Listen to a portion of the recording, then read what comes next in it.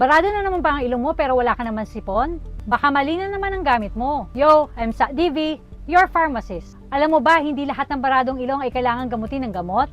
Minsan, kulang lang sa linis o moisture ang loob ng ilong mo. Diyan papasok si Salinase Drops. Ang Salinase Drop ay sterile saline solution or salt water na especially made para sa ilong. Walang gamot, walang chemicals at hindi ito nakaka-addict. Safe ito para sa babies, kids, adults at elderly. Ginagamit ito para palumbutin at alisin ang sipon o muta sa ilong, para bawasan ng barado sa ilong at linisin ang nasal passage. At para din ma-moisturize ang tuyong loob ng ilong. Perfect ito kung may sipon at hirap huminga sa gabi, laging naka-aircon, may allergy, at sa baby na barado ang ilong. Papaano ito nakakatulong? Pag nilagyan mo ng Salinase ang ilong, nagpapalambot ito ng sipon. Mas madaling maalis ang bara at magiging maayos na ang paghinga.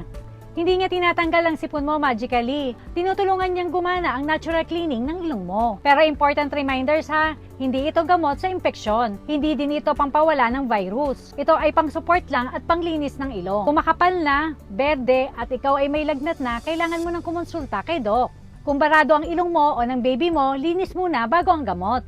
Kaya ang Salinase Drop, simple, safe at effective. At ikaw, na-try mo na din ba ito? Comment down below and please like, share, and follow us for more.